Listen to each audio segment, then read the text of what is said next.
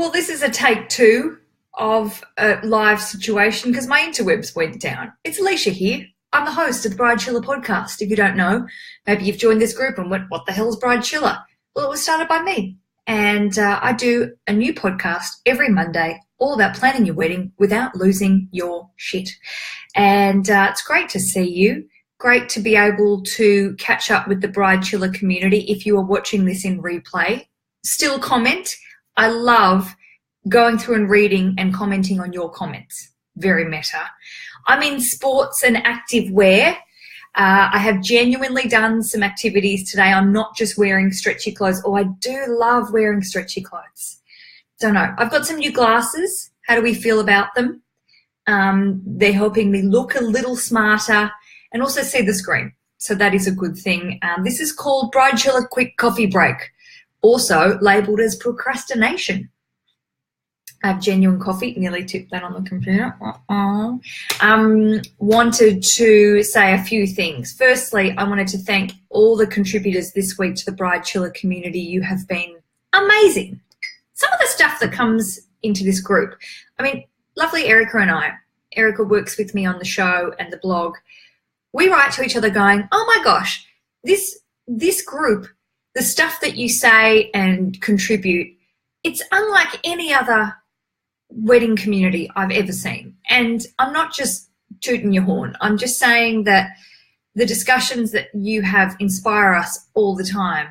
They inspire me for producing podcast content and topics, but it's also just great. Thank you. It's also just great to be able to connect with what is important to you and also, you know, what's going down in your wedding planning world and also just your lives. It's really just so fantastic to be able to connect and to read.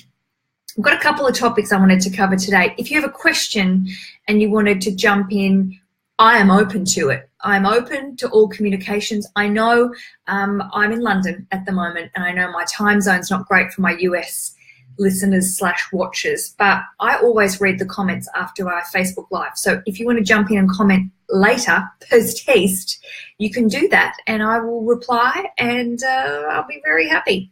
So I just wanted to say thank you. Firstly, I can't forget, thank you so much to all the lovely comments from Monday's episode of the show with Veronica, my mother-in-law, Richie's mum. She was in town in London where we live. She came from Australia to visit us and now she's on a cruise somewhere in Europe. And I should know where she is. It's a bit dodgy. She's been sending us itinerary. She really loves being a part of the show, and I know we love having her on the show, and it's really lovely to see all the comments that come back. We get along really well. Like, that is Veronica. She tells it like it is. There's no doubt. Like, bitch means business. But it's really fun, and I know that she really loves to, be able to contribute. Hey, Ashley. She says, I just paused a podcast to listen. Hope you don't cut out on the train. Hey, no, I'm just having a sip of my coffee. No. Yeah, look, we really enjoyed recording that episode. We are heading, before V goes home to Australia, Rich and I are going to Milan and we're going to meet her for a long weekend, which will be very fun. And so hopefully I'll take my microphone with me and hopefully we can do a little bit more recording if she has, a bit of time. I'm sure she'll have time. We're also taking her to Lake Como to stalk George Clooney. We will see. Hey, here's a couple of things, a couple of topics that really piqued my interest. There are so many topics that you discuss as already gushed about recently. But I've got my iPhone here. This is very meta. I'm on here looking at this. Chris Morrell, had a really good post that's caused a lot of, got a lot of engagement happening. She says, ideas, tips, suggestions for dress regret. It's already here and paid for and not by me. It's a generous gift from my stepfather and I'm just not that excited about it anymore. And it really got me thinking because if you are new to the podcast and you haven't listened to any of my story, one of the things that I went through when we got married is that I bought a dress from David's Bridal. And it was a bit sneaky because I was working for an Australian TV show and we got we got asked to go on a press junket to New York by Microsoft. Thanks, Microsoft. So it was a 3-day trip, which is fucking crazy, because to get to New York from Sydney, or Melbourne, where I was living, is about 19 hours. But we went, yeah, let's go. It's a trip to America. So we went there, and I thought, I will look for a wedding dress. And I took my beautiful producer, Becky, along. Here's the weirdest thing. We went to the David's Bridal in New York. I can't remember which one it was. Big shop. And as we were approaching the store, we're walking along. I think it's 6th Avenue. Big street. We're walking along. And as we're walking, I look up and I see, hi, Bridget. I see a very familiar face walking towards me. Now, I'm from Hobart, Tasmania. A very small, it's the island under the big island of Australia. And if you know my story, in short, I was engaged to another guy, not current husband Rich. This makes me sound like a floozy. There's a story to this. And we broke up after 7 years, and we cancelled our wedding 5 weeks before the wedding. Shit went down. I ended up writing a lot of stand-up comedy about that relationship. I didn't really have much to do with that ex-boyfriend because he dumped me and there were ill feelings. All fine now. But I hadn't talked to him for years. And then out of the blue, as I am going searching for a wedding dress in David's Bridal while I'm on my press junket, he is walking along freaking 6th Avenue. And I'm like, am I having like an apparition? Am I hallucinating? Is this some sort of like problem? He's just there. And we're just walking along and I'm like, Nick. And Becky's like, who the fuck are you yelling at? What's going on? And it turns out it was him. He was there on a trip. We had not had any contact. It was the most random shit. And I don't believe in woo-woo, but I'm sure people that believe in woo-woo would think that was pretty weird. Anyway, end of my story. I went in, I purchased a dress and lugged it all the way back to Australia, and then realised I tried it on, and I have got some very sort of amateur photos of this dress, but I would love to be able to share them with you. I will find them. But it was a wedding. I host a wedding podcast. It was a sweetheart dress. It had pockets, a beautiful big sort of ball gown. I'm going to learn what they're called. Skirt, full skirt, not puffy. And it was gorgeous. But I had this whole problem. As you can see, don't have huge bosoms. And I did not have, it just didn't feel very secure. And I had good underwear. It had good boning in it, but I really like to dance and move, as you know, and I just didn't feel very comfortable in this thing. And I tried it with cardigans, I tried it with belts, I tried it with heavy jewelry, and for whatever reason, this dress just didn't work for me. I loved it, but I couldn't close my eyes and picture myself on our wedding day in it. And I also really pictured dancing. So anyway, about, I don't know, 3 weeks before the wedding, I called up my friend Julia and said, listen, this is Sunday morning. We're going to go shopping today. I hope you're free. And we trawled Chapel Street in Melbourne and just went from shop to shop and tried on every cream or white dress because I still wanted to wear a cream dress, and found an off-the-rack jobby. And that was what I wore on our wedding. Coffee, hang on. So when Chris posted this, that was a long story. I hope you enjoyed it.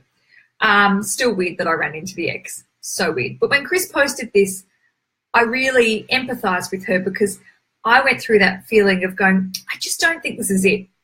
And I didn't have, with either of the dresses, I didn't have any like breakdown crying, whoa, this is the dress moment. But I did feel like I wanted to be comfortable. And I do talk a lot on the podcast about being comfortable in your clothes. And I don't mean like what I'm wearing, although this is great. But I do think it's important to be able to feel like you can move and that you can have freedom and flexibility in your wedding attire to enjoy the day and not feel like you're just going to hitch this thing up all the time, or it's going to fall down, or it's pinching. And I do resent some bridal store owners, or whatever you call them, fitters, whatever, who are like, it's great that it's tight. Just don't eat on the day. And you're like, well, listen, I'm paying a lot of money for a meal. I would like to be able to sit down and eat. So yeah, I think it's good to be able to enjoy what you're wearing, and also a good shoe. Oh my God. If you don't wear high heels normally, I reckon you need to really think about your footwear. We'll get back to that. So Chris posted about not being quite sure about her dress, and some of the responses have been freaking fantastic. You guys, just ace. I think one of the things is she was concerned because her stepfather had very generously bought this dress for her, and she didn't want to hurt his feelings. And my personal opinions on this is that I'm sure she can say to him, listen, tried this dress, don't know if it's the dress, I'd really like to go out and have another look and exchange the dress. She did say she could return it or exchange. So my thoughts are that potentially Chris could go out and do what I did and just have a day of no pressure shopping, or a couple of days, and be able to then sort of experiment a little bit and try other things. Christina says hi. Hi, Christine. Krista, not Christiana, Krista. Gosh. I don't think it hurts to go out and try a couple of things on and just experiment a little bit. You're not going to offend anyone. And I actually think if you said to your stepfather, I don't know him from a bar of soap, but I do think, I'm sure he's a reasonable man, and I'm sure he wouldn't want you to feel uncomfortable or not happy. So if you have the facilities and time to be able to go and try something else, I say do it. I say do it. Krista says, my fiance was so jealous that I got a shout out last time you did a Facebook Live video. Well, there's another one. I don't know what that weird kiss thing I just did for you. Let me have a look as well. There's been some other things that have really caught my eye. Oh my gosh, Erica posted, I don't know if anyone's been following the story about the photographer and the couple that weren't happy with the wedding photography, so then went and bagged the photographer out like something chronic. And she took her to court, and she took them to court and for defamation, and she won the suit against this couple. And now they've said they want to, well, the court has awarded her $1 million. And look, it's a very complicated, somewhat frustrating story, and quite sad for everyone involved, I think. But the big thing that Erica posted this week is all about contracts and making sure that you know where you stand. And I know that a lot of people think contracts are fucking boring, and I do too. Do you know how many times on the phone the iTunes agreement comes up and they could literally be saying, we're going to take your firstborn child and your virginity. Don't have that anymore. But I just click it. But you shouldn't be doing that when it comes to weddings, because it's your money and it's also your rights when it comes to the service that this person, vendor, company is providing you. So I would say if you want to go back and read, I would very much recommend it. We had a great blog post recently. I posted it under Erica's post about this photography dilemma. And I think it's really worth going through and reading about your rights from the contractor point of view. And also, if you're using friends or friends of friends as vendors, this is another big topic that we haven't talked about, is to go, great, it's great to get your friend of a friend who runs a bakery to make a cake, but you also need to be aware of your legal rights. And it's lovely to have wedding frienders, as everyone's calling them, but also don't feel so comfortable that, you don't feel open enough to ask for a contract. If they don't turn up with the goods, or if something goes wrong, not that you're going to sue your friends, this is not what I'm suggesting, but I think just cover your ass, and also they cover their ass, so everyone's happy. Let's have a look at some comments. Let's have a look. Amber says, shoes, good shoes are a must. Oh gosh, sorry, old lady. My best friend spent a pretty penny on blue shoes Carrie Bradshaw wore on Sex and the City, only to wear them for 30 minutes. Oh, those shoes were so sexy. And she changed into Nikes. I'm on a mission to have super comfortable shoes for the day. Good point, Amber. We had a post yesterday on the Bridechilla Facebook page, different to the community, and with this great photo of some cool Connies, like Converse, that someone had blinged up. Now, you might not be into bling, but I love the idea of changing into a really cool jogger. We would call them joggers in Australia. Sand shoe, sport shoe. I've lost words today. I think it's great to have a different pair of shoes. And, you know, as Amber said, fantastic. If you want to wear the Carrie Bradshaw Sex and the City blue shoes, oh my God. But also, I would last literally 10 minutes in them. And they're a big investment. People spend a lot of money on wedding shoes and then never wear them again. Ariel says, is it weird I'm already married but can't stop listening to you? No, that's fine. Keep here. We love you here. We love you here. Thank you. Mariah. Hey, Aleisha, my 19-year-old sister treats my fiance like shit for absolutely no reason. My entire family loves him, aside from her. He's incredibly sweet to her, and she's had no problem with him for 4 years. She had no problem with him for 4 years. We were friends before we started dating. They have many similar interests, and he's constantly trying to connect with her over them. She, in turn, makes fun of his weight online. Now, she says she will not be attending the wedding. I am hurt and don't understand what to do. Oh, this is terrible, Mariah. A question for you, and please feel free to write back. You don't have to share. So when did it all start going to pot? Was it when you became engaged? Was there potentially an incident? Was there a discussion? Was there a moment where they fell out? Because it does sound like they had a good relationship going. Do you think potentially she might be a bit jealous of your situation? Has she got a partner? I don't want to be jumping to conclusions. Sometimes people just don't like each other, but if they start liking each other, usually there's some sort of incident. Incident sounds too serious. Maybe there's something that happened in her mind. She says it started going south when we began dating. Okay, so maybe because you were friends, she only saw the friendship thing. Do you think she likes him? I don't want to be controversial. Did she have a crush? Yes, Ashley says, did she have a crush, was my first thought. Because if she thought you guys were just like legit platonic friends, maybe she thought one day there might be a chance. Brittany also says that she agrees. Excuse me for a sip for a second. Is it gross that I'm drinking the coffee while talking to you? I really need this coffee. I mean, it's hard. It's hard to connect with family members. I mean, it's not hard. She's your sister, but some people aren't that open with why they're feeling the way they're feeling. And I reckon it might be worth. Thank you, Amber. I can have my coffee. I think it might be worth in her way to be able to, in a way that you can have that open discussion with her and broach it in a very calm, gentle way. I feel like we need Dr. Lindsay Vera here and her wonderful, oh my God, I've forgotten how to say it properly. I'm going to have to send her an email to get her back on the show, by the way. But when she's sort of saying, I notice you aren't getting along very well. I wonder if there's something we can do to fix it and work on that together. There's a third part to her amazing saying, and I've fucking forgotten it. It's a really hard one because I think the problem is if you've gotten to, you're all getting along before and then something's happened, that makes me sad. More questions? Can I show you something before someone asks me another question? Has anyone... If Rich were here now, he would have things to say about this. Has anyone used one of these? This is this thing, the Derma Roller. Oh, Mariah says, thanks, I will try and update. I would appreciate that. I think we all would.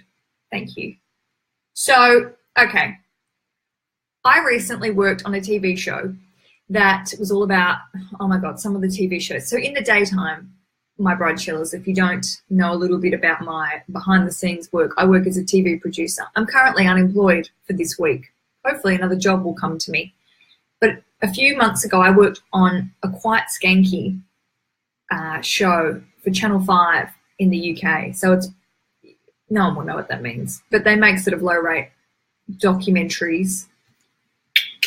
Sometimes they make great shows as well, but what I was working on was quite those sort of fun shows. You come home a little bit drunk, and at 11 o'clock at night you watch them, and it's about people with, tits and teeth. But I went to a beauty fair, and we were going there to film people get Botox and all this sort of plastic surgery. Now, I have had none of that. I just want you to know this is all, look at this amazing, nothing. I don't have a problem with it, but I have not had anything. But I spoke to a beauty technician, and she was quite anti the Botox and the fillers. But I said, what's the one thing you would do to keep your skin supple and soft and young? And she said, oh my God, it's the Derma Roller. So of course I went home and Googled the shit out of it and came up with this, bought this off Amazon. Like it was a couple of bucks, and it was more than a couple of bucks, but it wasn't one of the expensive ones. And watched some YouTube tutorials. Now, I'm not saying that you should do hardcore beauty treatments off YouTube tutorials, but the conversation I had with this beauty therapist, she was from a really high-end, clinic in London. And she's like, this is what I do. I charge £200, like $400 to do the derma rolling. And what it does, I'm just telling you this because it's interesting. I have no attachment to this at all, but I feel like it's doing good to my face. You numb your face. This sounds extreme, but you can get some numbing cream, very lightly numbing. It's not like it's like, oh. And then you roll this lightly over your face, and then it creates tiny little impressions in your face, and it stimulates collagen. So it makes your body go into sort of like repair mode. And then you put some magic serum, which I also purchased from Amazon, on the face. And it's got lots of beautiful things in it. And it's supposed to freshen up. Now, I've done this for 4 months, once a month. I think it works. I'm not like an Instagram ad. I see them on Instagram, but I feel like my skin, I just don't feel as like, anyway. I don't know if anyone else has had a go at it. I wouldn't say it's something I would do, 10 minutes before your wedding. But I did it yesterday, and you can't, is this weird to get too close to the thing? I haven't got any makeup on except for some mascara today. I think I look quite fresh.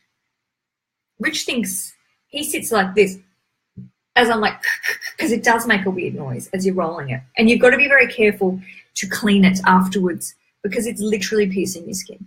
Anyway, love to hear your thoughts. Don't know if anyone's had a go. I don't know if we've got any beauty therapists or professionals in the group. I'd be interested to hear your thoughts.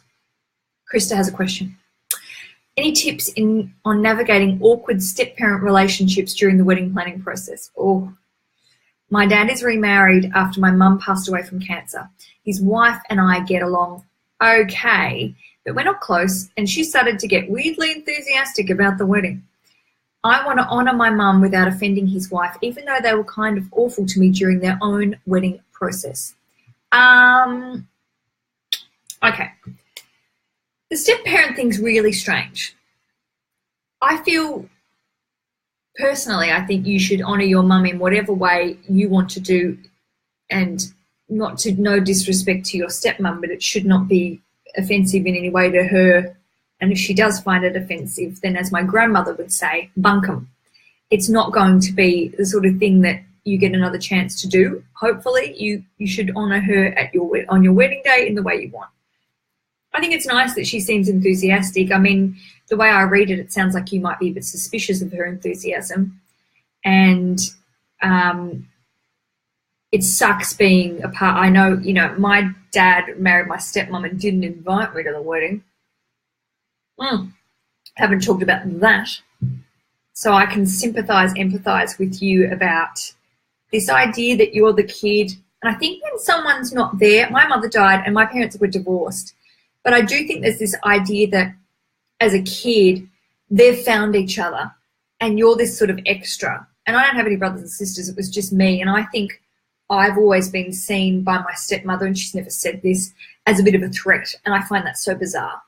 And I find that really hard to connect with because I just wish my dad happiness and I wish them happiness, but also like to be a part of things a little bit more.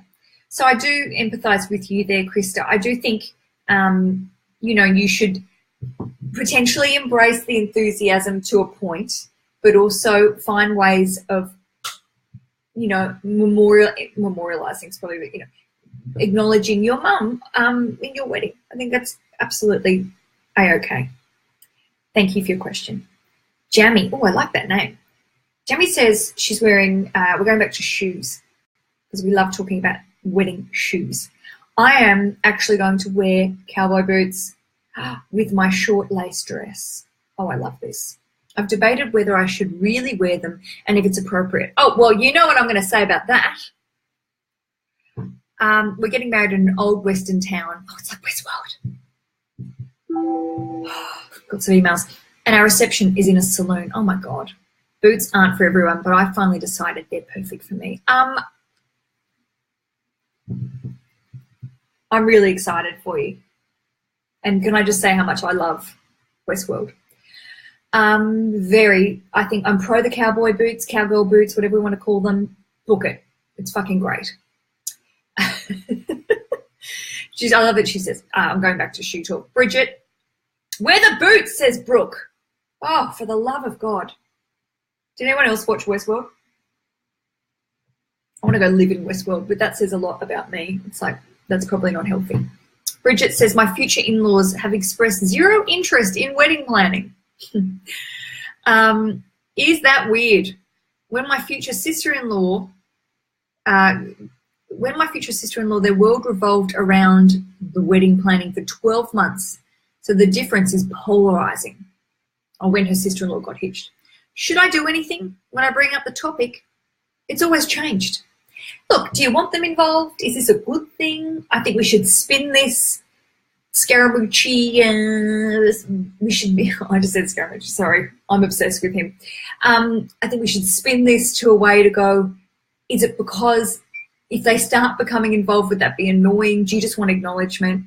Again, to bring it back to me, my dad, who I love, was strangely disinterested in our whole wedding planning, and I was quite hurt by that. I was just like, Dad, when I ring you, I want you to be just slightly interested. I don't have a mum. No one else seems to be that jazzed about it. Give me something. And he was a bit disconnected, and I think parents can be a bit strange with that. It sucks that, obviously your sister-in-law her wedding was, piqued their interest. Maybe they just had enough with that wedding. Parents get really into things, and then once they're done, no, I've done that. Fine. Move on. Rich's parents were quite like about our wedding as well. Everyone was a bit and then we had a really good wedding. So jam it. Just tell them to jam it. You don't need them. That's harsh. Jamie says, thank you, ladies. Yeah, I really support you, the cowboy boots. I really do. Bridget, just to go back, I don't want to be harsh, but you're doing great. You've got the Bridechilla community. I don't want you to feel like, if they're not interested, don't force it. I'm sure they are interested. Maybe they just got weird ways to say it. What else have we got to say? I just want to acknowledge, my awful haircut's growing out. Things are looking a bit better. I can wear it down now. If you missed that crisis, that was challenging. Ashley says, my in-laws went from way too into it to totally not interested. Not interested is much less of a headache. I agree. I feel like they're either like 100% or whatevs. And I feel like sometimes whatevs is just so much easier to deal with. In my unemployment this week, I have been fucking pumping the keyboards, sounds gross, writing the Bridechilla guide. We're at this stage. Thank you also to everyone. I put a post up last week asking about your feedback for whether you would prefer to purchase it as a Kindle book, this is Kindle, or a physical book. And it was great to see so many people wanted a physical book. We were just like, we'll just make an ebook. No one wants to buy a book. But you guys really want a book, which was great. So we're actually in a weird process at the moment. I have a couple of agents that I'm talking to about possibly publishing the book, approaching publishers, but also we're teetering on the edge of just self-publishing it because you can just do that and then I can have complete control. So I am just writing like a lunatic, just trying to get it all out there. And you guys are inspiring me every day. Every time I go into the community, you write something, I'm like, I haven't read about that. So it's really great to be able to every day log on and go, oh my gosh, there's so much more to talk about. This book is getting bigger and bigger. But I'm really hoping I can finish writing it and have it ready for early next year, if that's not too late for you all. Whether that's through a publisher or whether I self-publish it and just sell it. Part of me thinks just self-publishing it, because then I can just do it myself. That's what self-publishing is. What a legend. Brittany says, I come from a large blended family, 30 people plus. That is large. And my SO from a small family, 5 people, okay? He is stressing out that his family will feel uncomfortable and it will be one-sided with my crazy family. We all think that. I thought this. Anything I can do to calm him down and reassure him it will be all right. It's so funny. I feel like if we put this question out there, so many people will say the same thing, that it's like, oh, my family are more mental than your family. I'm worried about that. And I know you've got a balance of people, but I also think,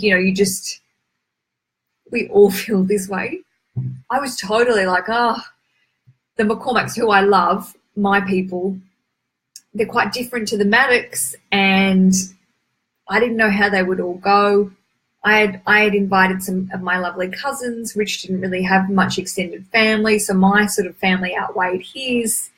It's really hard, but I do think, if they're doing their job as family members, they should be coming along and including each other and getting to know each other. And that's what I think about that. I don't think you should worry about your family being more overbearing than his family or more weird, because we're all weird. Brooke says, if his family isn't helping out financially, is it harsh to tell them they get 15 people to invite? His family is very large and mine is 2. Guest list's interesting. I was just revisiting what I'd written in one of the early posts today for the show, for the book. And I know that some people think my guest list stuff might be a bit harsh. And I always sort of say with obligation guests and writing the guest list, it really comes down to 3 things, I think: money, venue, and family. And the idea that, a venue, if you've only got 50 seats in the venue, there's 50 seats. You've got to figure it out. If your budget is limited and you can only afford a certain amount of people, there's the solution. Family come in and say, oh, we've got to invite Aunt Stacey, blah, blah, blah. There's got to be a way to communicate to parents, especially, and I know, Brooke, you're saying they're not helping you out financially, so I think this comes back to you making that decision. Family often will hold financial contributions over you, and not necessarily in an overlord, overbearing way, but it can sometimes be used as a bit of emotional blackmail. Say, we're helping you out, we should get 20 people or whatever. And I deeply resent that, and I think that has to stop. But as Brooke is saying, that if his family aren't helping out, is it harsh to tell them they get 15 people? I think, Brooke, it comes down to, the balance, how many people you're having overall, what rules are you setting out. I go back to saying, with the guest list, the best thing that you can do straight away is to sit down and write your A and your B list, is to figure out your maximum capacity, is to figure out, like literally close your eyes and imagine how many people are going to be there, how many people are going to be a part of it. Do you want it to be this big event? And then figure out how to communicate that cap. I think it's perfectly reasonable. And especially, do you know them? There's lots of questions. Oh, it's my favourite topic. Okie dokie. What else have we got here? Brittany says, our parents still haven't met because of challenging personalities. That's hard. It's really hard. I don't think, it's really hard. I mean, I always sort of say, your parents, you're getting together with your partner, you're not dating their families. Excuse me. Not everyone's going to get along. I think some people have this assumption that parents are going to meet and they're just going to be besties. And it's like, I don't think so. They've probably got their own friends. Rich and I, our parents met, and they're not like, they literally live 10 minutes from each other and they never see each other. That's cold. Clara says, I don't get the whole parents inviting friends. It's our wedding, not theirs. I'm Swedish, so it might be a cultural thing. No, Clara, you are 100% right. One of my things is to say, this is a wedding. It's not just a social function for parents. I know in America, the parents inviting thing, and even in Australia probably, is more of a thing. But I am with you, Clara. I feel like the idea that they want to come and show you off or show their friends off, and you go, well, have a barbecue or a dinner party at your own house. And if the compromise is that you show up and be fucking fabulous at their house and their event, yippee-yay. But the idea that they go, I really need Beryl and John, and I don't know why Beryl always comes up, what an old lady name, but I really want our friends to come. You don't know them very well, but they would really enjoy a night out. And you're like, I'm not fucking paying for a night out for your friends. I do think we need to get a bit more hard-ass with our parents, and we don't have to be mean about it or rude, but I think from the get-go, especially if parents are contributing financially, you've got to sit down and say to them, listen, thank you so much for this money. But before we spend it anywhere, I'd like we, fake partner, sitting here, would really like to know your expectations of that money. Where would you like it to be spent? Do you have any I want to say connections, but do you have anything attached to that money? Because if you do, let's figure it out now. And I mean by that, do they want extra guests? Let's talk about that. Are they going to come in and be fucking annoying about it? Sometimes it's better to just not accept the money. Honestly, I've had so many people write and say they are driving me crazy with all their demands. And I call this conditional generosity. And it's this idea that parents come in and say, well, I really am happy that I'm giving you this, but here are my demands. In the book, I've been writing about this idea that accepting money, I'm calling them, this is a little sneak peek, in the book I'm calling them wedding donors. And I liken this to running an election campaign where someone comes along and says, I'm going to give you some money for your election campaign because I believe in you and I love you. And then they sort of say, but it's no strings attached. I just love you. And I just want you to have a great day.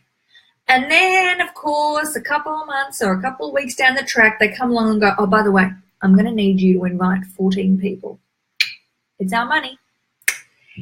And it's this idea that they sneak it in, and it's not cool. I think it's not cool. We need to stop it. Krista says, I posted about this earlier in the week. My dad's trying to angle an invite for his wife's sister and brother-in-law. Who I met like twice. Our venue is limited space and we do not consider them to be our family. Bye! Have coffee with them in the future. They don't get to come. It's a complete no-go. I really feel so strongly about it. I might even go back and alter the bloody... I want to go back and now and write more. I'm so angry. Not angry, just frustrated. Amber says, we told our parents that even though they are contributing towards our wedding, they can't also pay for our time that we have to spend with each guest. Yes. Therefore, we only want the people we really want to spend our time with. Correct. And again, if it's a real problem, say to your mum and dad, we will have another event prior to the wedding, post-wedding, have people around for an afternoon tea, cocktail hour, whatever. You can all come together and they can ooh and ah over you and do that then. But you are 100% right, Amber. It's about your time and it's about also making the most of the time that you have there. And also just, I go back to this idea of not fake smiling or having that moment with people on your wedding day going, so great to see you. When did I last see you? What have you been up to? And it's like, you're not doing this on your wedding day? No. Right, I've been talking for a long time. I probably should wind it up. That was a procrastination coffee break. And I feel like I've probably talked, and you're probably bored. Don't say that. I'm sure you're not bored. You guys have been fantastic. Look at all these comments. This really makes me happy. I should be doing more Facebook Live, even wearing sports clothes. Really excited. Next Monday, let me just plug next Monday on the show, Callie from Joy, the app, is on, and she goes off. She is on the Bridechilla train. They are on the Bridechilla train. She is a bride-to-be. She's a Bridechilla, and she is quite annoyed with the wedding industry and just also the bullshit about the expectations. So we go off on a bit of a pretty good conversation. I just want to say that. So that's coming up. Also, Joy have created some Bridechilla branded, I should be doing a much better job at saying this. They've created some Bridechilla themes. They're fucking great. So if you're using Joy, check out my branded stuff. I love them, and I want to plan many weddings to use them. Amber says, thank you, this was super fun.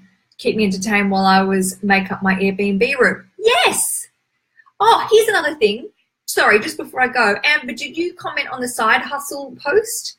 Because I freaking love that, and I've just written, Brittany says this is better than working. That is true. I agree. Someone posted, oh my gosh, I've forgotten her name, and I deeply apologize. I wish I had it in front of me. My phone's gone to sleep. About side hustles to fund your wedding, and I love that. So I've written a blog post with lots of other ideas, and lots of people, thank you, Amber says she sure did post on that. Lots of people said they were Airbnb spare rooms, that they were doing VA work, virtual assistant work. Some people were doing market research. Amber says she rents out a second bedroom. That's freaking amazing. I love this, enthusiasm of the Bridechilla community, but also the creativity just to make some extra coin to get it paid for. It's great. As you'll see in the article, I'm a big side hustler, and I talk a little bit about I've run lots of little, I don't want to say little businesses. That sounds like a patronizing old man thing to say. I run lots of little businesses. But I have been doing lots of side hustles since I was about 17, and I fucking love it. And if there's any way to make some extra money, I've had a crack at it. So I think this is a great topic, and I'd love to learn more. So if you have more side hustle stories, I'd like to share more. And I'm also going to add them to the book. Krista says, more Facebook Live chats, please. Yeah, I'm going to do it. We might actually try and do a little Facebook Live this weekend. We are, I don't know, I say this now, my internet's probably not going to work. This weekend, we're going to go see one of our gorgeous friends who lives in France, and we're going to go meet her for a night in Lyon. We're catching a train from England to France, which will be very exciting. I never believe that we're through the tunnel and in another country. I get there and Rich is like, we're in France. I'm like, I don't believe you. It feels like we're still in England. It's great, but we're going there for the weekend to have a little relax and see the sun, because fucking hell, England, summer has not really graced us very much. I will try and do another post over the weekend, if not early next week. I love you all so much. This is such a great community, and I'm delighted, so delighted to read your posts every day and contribute. Kisses. If you have a question, post it here. Even if you're watching in replay, that's fantastic. I will see. And also, thank you to all our premium subscribers. Here's another little secret. Erica and I are cooking up another project, well, an extension of Bridechilla that will be launched later in the year to do with the premium memberships. I think you're all going to love it. You're the best. All right, enough from me. Let's go and get out of these clothes. Pretend to look like I'm doing something else with my life. All the best, everyone. All the best. Happy days.